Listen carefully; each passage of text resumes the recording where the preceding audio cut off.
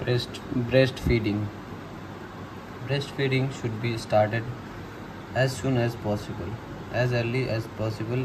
within 30 minutes में generally breast feeding start कर देना चाहिए नॉर्मल वेजाइनल डिलीवरी के केस में. Exclusive breast feeding should be continue till 6 months.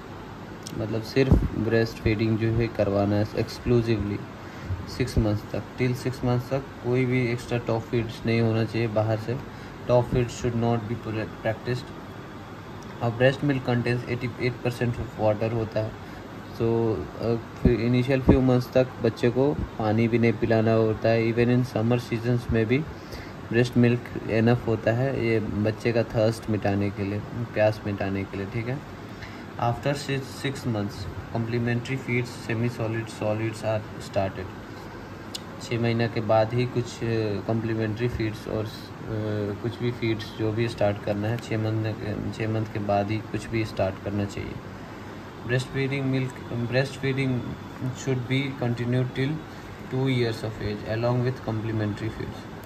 2 years तक कंप्लीट करना चाहिए, कंटिन्यू रखना चाहिए अलॉन्ग विथ कम्प्लीमेंट्री फीड्स. 6 महीना के बाद कम्प्लीमेंट्री फीड्स ऐड कर देना चाहिए, लेकिन इसको ब्रेस्ट फीड को कंटिन्यू रखना है 2 साल तक, जो कि बच्चा जो है हेल्दी होगा. ठीक है. और फिजियोलॉजिकल रिफ्लेक्सेस वगैरह देखेंगे थोड़ा सा. मैटरनल रिफ्लेक्सेस में क्या क्या प्रोलैक्टिन रिफ्लेक्स होता है. Prolactin helps in production of milk, breast milk. Galactopoiesis होता है. तो एक्टिव जो होता है ना गैलेक्टोपोइसिस नाइट टाइम होता है. तो इसीलिए मदर को मील जो है खाना स्किप नहीं, नाइट फीड्स जो है स्किप नहीं करना चाहिए ताकि मेंटेन रहे प्रोलैक्टिन रिफ्लेक्स. ऑक्सीटोसिन रिफ्लेक्स जो है, oxytocin acts on myoepithelial cells causing contraction, helps in injection of milk. ये गैलेक्टोकाइनेसिस करता है. ये गैलेक्टोपोइसिस मतलब प्रोलैक्टिन करता है, गैलेक्टोपोइसिस मतलब production of milk, breast milk. ये इंजेक्शन ऑफ ब्रेस्ट मिल्क करता है. ऑल द टाइम ये एक्टिव रहता है. और वो गैलेक्टोपोइसिस सिर्फ रात में एक्टिव रहता था. Activated by maternal emotions. ठीक है. नेक्स्ट नियोनेटल रिफ्लेक्सेस में देखेंगे कौन कौन से नियोनेटल रिफ्लेक्सेस इसमें होते हैं. तो रूटिंग रिफ्लेक्स है और सक्लिंग रिफ्लेक्स और स्वेलोइंग रिफ्लेक्स है. तो सबसे पहले न्यूबॉर्न जो है babies mouth touches the nipple at the start of breast feeding. Newborn's turn the mouth towards the stimulus, helps in initiation of the feeding. जब भी बच्चा जो है माउथ जो है टच करता है निपल को, जब स्टार्ट करता है ब्रेस्ट फीडिंग के, तो तभी जो है न्यूबॉर्न जो है अपना newborn turns the mouth towards the stimulus and helps in initiation of feeding initiate कर देता है. Suckling and swallowing reflex. When the nipples region touches the baby's palate, baby starts the process of sucking. Once the baby's mouth gets filled with milk, swallowing reflex is started and baby swallow the milk. ठीक है. इसमें simple सा बात है. सक पहले सक करेगा, फिर स्वेलो करेगा, फिर ब्रीथ करेगा. ये साइकिल चलते रहता है. During breast feeding for approximately 1 second. 1 second का साइकिल चलता है. सक करता है, पहले स्लो कर, फिर स्वेलो करता है, फिर ब्रीथ करता है. Correct infant latch on position. Latching मतलब अटैचमेंट का करेक्ट क्या तरीका है.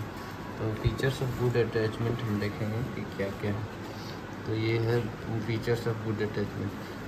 क्या क्या होना चाहिए कि बेबी का माउथ जो है पूरा वाइड ओपन होना चाहिए. ठीक है. और एरियोला का मतलब है कि निपल के जो अराउंड जो कलरफुल एरिया है, areola and nipple in the babies mouth. Areola भी और निपल दोनों बेबीज़ के माउथ में होना चाहिए. अपर पार्ट ऑफ एरियोला जो थोड़ा बहुत विजिबल हो सकता है, लेकिन नीचे वाला फुली कवर्ड होना चाहिए, completely covered by mouth.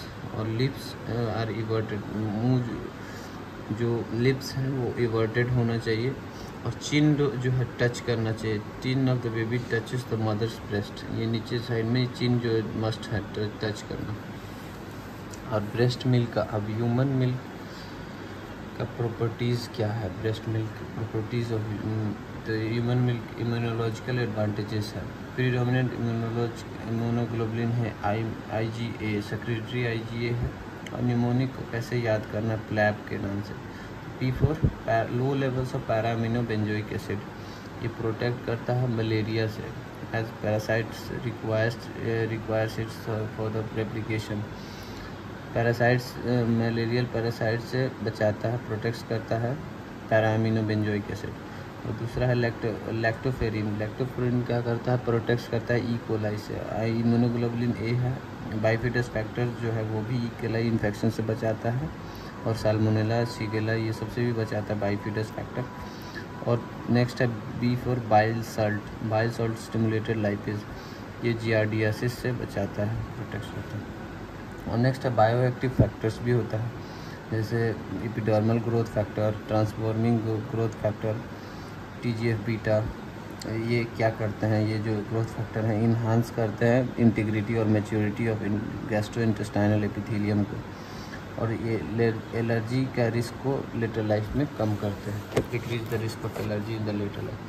Nutritional properties के बारे में देखेंगे कि ब्रेस्ट मिल्क में क्या क्या न्यूट्रिशनल न्यूट्रिटिव वैल्यू है 67 कैलोरी पर 100 ml, सेम होता है काऊ मिल्क के बराबर। और कार्बोहाइड्रेट जो है 6 से 7 ग्राम होता है पर 100 ml, तो हाई कार्बोहाइड्रेट कंपेयर टू कोई भी मिल्क से ज़्यादा इसमें कार्बोहाइड्रेट होता है, जो मेनली लैक्टोज होता है। ठीक है, लैक्टोज क्या क्या है, लैक्टोज ब्रेक करता है ग्लूकोज और गैलेक्टोज में बनता है। और गैलेक्टोज जो है उसका हेल्प्स करता है प्रोडक्शन लैक्टोफेरिन में। अभी लैक्टोफेरिन देखे कि लैक्टोफेरिन हेल्प्स करता था ई कोलाई का इन्फेक्शन से प्रोटेक्ट करता था। ठीक है, लैक्टोज। और दूसरा हेल्प करता है कि colonisation, helps in colonisation of GI gastrointestinal bacteria tract, colonisation of gastrointestinal tract by the good bacteria like lactobacillus का कोलोनाइजेशन करता है। और गैलेक्टोज जो है गैलेक्टोज सेरेब्रोसाइड बनाने में इम्पोर्टेंट, गैलेक्टो ओलिगोसैकेराइड, ये इम्पोर्टेंट है न्यूट्रिशन ऑफ ओलिगोडेंड्रोसाइड। और ओलिगोडेंड्रोसाइड्स का काम होता है कि CNS में जो भी माइलिनेशन करना होता है ब्रेन ग्रोथ के लिए हेल्प करता है। ठीक है, इस तरह से। फैट 3.5 to 4 ग्राम पर decilitre, almost same as of cow milk के बराबर ही होता है, 3.5 to 4 ग्राम पर डेसीलीटर। ये पूफा रिच होता है, polyunsaturated fatty acid, arachidonic acid, docosa hexanoic acid rich होता है। ओमेगा 2 और ओमेगा 6 फैटी एसिड्स रिच होता है। और इसका ये भी ब्रेन ग्रोथ में फेवर करता है। ये ओमेगा 6 और omega 2 fatty acid long chain fatty acids है। प्रोटीन इसमें कंपेरेटिवली कम होता है, 0.9 to 1.1 ग्राम पर डेसीलीटर, 3 टाइम्स लेस होता है कंपेयर टू काऊ मिल्क। लेकिन प्रोटीन क्वालिटी जो है ज़्यादा होता है, क्यों कि वे प्रीडोमिनेंट है, वो वे प्रोटीन है। जैसे वे प्रीडोमिनेंट मतलब है लैक्ट एल्बुमिन और लैक्ट ग्लोबुलिन है, जो कि फेवर करता है ब्रेन ग्रोथ में। ठीक है, और नेक्स्ट है इसमें कि अमीनो एसिड्स होता है, जो अमीनो एसिड्स का नाम है टोरिन और सिस्टीन, जो कि ब्रेन ग्रोथ में न्यूरोमोडुलेशन और न्यूरो ट्रांसमिशन में हेल्प करता है। और इंक्रीज रिस्क ऑफ एलर्जी, जो कि अदर बेनिफिट्स क्या क्या है ब्रेस्ट फीडिंग के, तो protection from illness infection, 14 times कहा जाता है, 14 times less likely to die of diarrhoea और 4 times less likely to die of respiratory tract infections.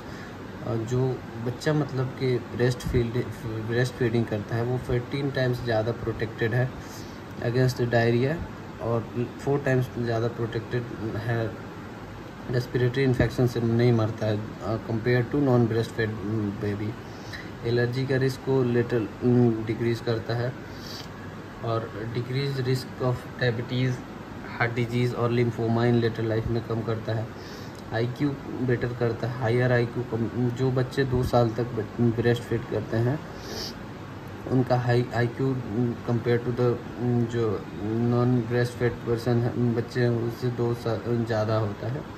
और बेटर बॉन्डिंग करता है बिटवीन इन्फेंट एंड मदर। और मदर को क्या क्या बेनिफिट है, तो इसमें हेल्प्स इन यूट्राइन इन्वोल्यूशन करता है, उसके बाद डिक्रीज़ कर देता है इंसिडेंस ऑफ पोस्टपार्टम हेमरेज, और लैक्टेशनल एमोन्यूरिया होता है फॉर 6 मंथ्स होता है, जिससे कि अगर लेडीज़ को, मदर को मेंसेस नहीं आया है और 6 मंथ तक कंटिन्यूस एक्सक्लूसिव ब्रेस्ट फीडिंग करा रही है, तो फिर उसको कोई दूसरा कॉन्ट्रासेप्टिव मेथड का ज़रूरत नहीं है। Decrease risk of carcinoma, breast ovary का कार्सिनोमा का रिस्क कम कर देता है। वेट जो गेन होता है प्रेगनेंसी के दौरान, उसको शेडिंग करता है, कम करता है प्रेगनेंसी के बाद। और नेक्स्ट है कंपोजिशंस देखेंगे। कोलेस्ट्रम होता है जो कि फर्स्ट 3 डेज सेक्रीट होता है मिल्क, उसको कोलेस्ट्रम बोलते हैं। थिक होता है, येलोइश होता है, हाई फैट कंटेंट और इम्यूनोग्लोबुलिन हाई होता है IgA। और नेक्स्ट है ट्रांजिशनल मिल्क, जो कि milk secreted till 14 days after, 3 से 4 दिन के बाद, 4 दिन के बाद और 14 डेज तक, 2 वीक्स तक जो मिल्क सेक्रीट होता है वो ट्रांजिशनल मिल्क होता है। प्रोटीन और इम्यूनोग्लोबुलिन डिक्रीज होता है, फैट एंड शुगर कंटेंट जो है ज़्यादा होता है ट्रांजिशनल मिल्क में। उसके बाद मैच्योर मिल्क जो भी होता है वो 14 डेज के बाद सेक्रीट होता है। अब इसमें जो है मिल्क जो है, 4 मिल्क वाइटिश होता है, हैंड मिल्क येलोइश होता है। और 4 मिल्क जो है वाटर ज़्यादा होता है और जो कि थर्स्ट को सेटिस्फाई करता है। और जो हैंड मिल्क है जो कि फैट ज़्यादा होता है, जो कि हंगर को सेटिस्फाई करता है, hunger remind. Pre term milk में क्या है, milk secretary by mother who has delivered pre term baby less than 37 weeks में जो भी डिलीवरी होता है उसका प्री टर्म मिल्क निकलता है, जो कि जिसमें सोडियम ज़्यादा होता है, आयरन ज़्यादा होता है, प्रोटीन ज़्यादा होता है, कैलोरीज ज़्यादा होता है, जो कि प्री टर्म बेबीज़ को ज़्यादा रिक्वायर्ड होता है।